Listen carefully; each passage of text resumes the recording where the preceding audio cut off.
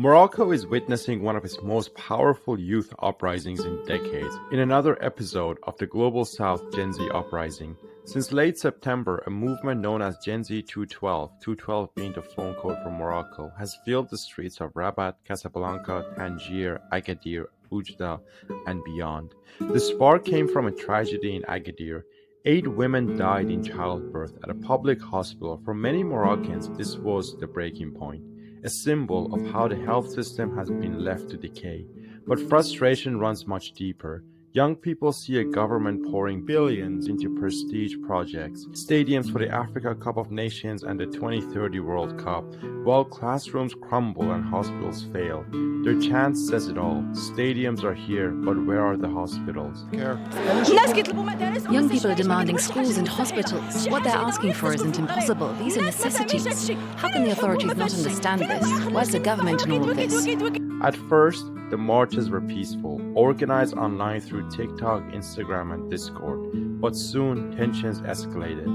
In response to police violence, cars were burned, stones were thrown, and in Oujda, a police vehicle struck protesters.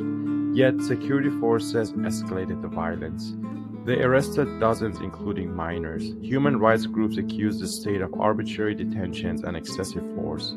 The protesters' demands are clear: better healthcare, quality education, jobs, accountability, and an end to corruption. The government has tried to respond. Hospital officials in Agadir were dismissed. Parliament promised debates on healthcare reform. Officials say they are listening, but many Moroccans doubt real change is coming, pointing to years of empty promises. This movement is, however, leaderless, decentralized, and driven largely by Morocco's youth. That makes it harder for political parties to co-opt but also to negotiate with. This isn't the first time Morocco has erupted in recent memory. The country has a history of protests, from the 2011 Arab Spring demonstrations to the Rif or Hirak movement in northern Morocco in 2016. Each wave carried the same themes: unemployment, inequality, corruption, and neglected public services. The tension between mega projects and basic social needs isn't new either. What makes these protests unique is that so many grievances, jobs, healthcare, education, dignity, are crystallizing in one moment. Another long-standing issue is Morocco's military occupation of Western Sahara, which drains enormous resources from the economy. And these demonstrations aren't happening in isolation. In recent years, Moroccans have also taken to the streets over the country's normalization of relations with Israel in 2020. Many saw this as a betrayal, and whenever ships suspected of carrying weapons to Israel dock in Moroccan ports, protests have flared. Civil society activists have also pushed back against restrictions on free expression, press freedom, and the right to protest itself, issues that overlap with what we're seeing today. Morocco's economy, worth around $150 billion, is one of the most diverse in North Africa, built on agriculture, phosphate, manufacturing, tourism, and services, with booming exports in cars and fertilizers.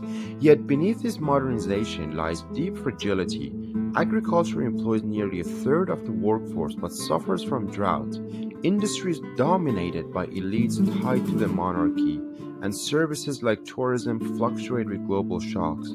The European Union is Morocco's largest trading partner, but the country runs a chronic trade deficit and depends heavily on remittance and foreign investment. Since the 1980s, Morocco has been under IMF and World Bank structural adjustment programs, which impose austerity measures including subsidy cuts, privatization, and reduced public spending on health and education. Policies that supposedly help stabilize state finances but deepen inequality instead, eroded social services, and concentrated power in a few neoliberal elites. Today, public debt sits around 70% of GDP, and while the government spends billions on mega projects like high-speed rail, stadiums, and renewable energy hubs, public hospitals and schools remain underfunded. Regional inequalities persist, with wealth concentrated in Casablanca, Rabat, and Tangier, while the Rif and interior lag behind. Youth unemployment hovers above 25% in urban areas, driving migration and discontent, while military spending drains resources, particularly through the costly occupation of Western Sahara.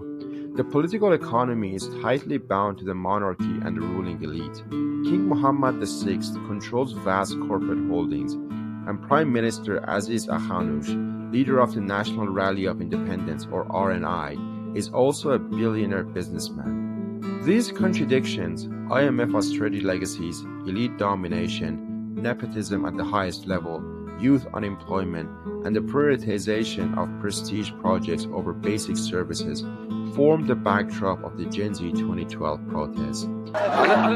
We don't want football or anything else. If football had been good for us, we'd have had the World Cup long ago. We want help, our parents are suffering. These issues are quite similar to the issues discussed in our other videos about Kenya, Indonesia, Nepal, Sri Lanka, and many more. So where does this leave Morocco? The government promises reforms, but repression risks deepening the anger.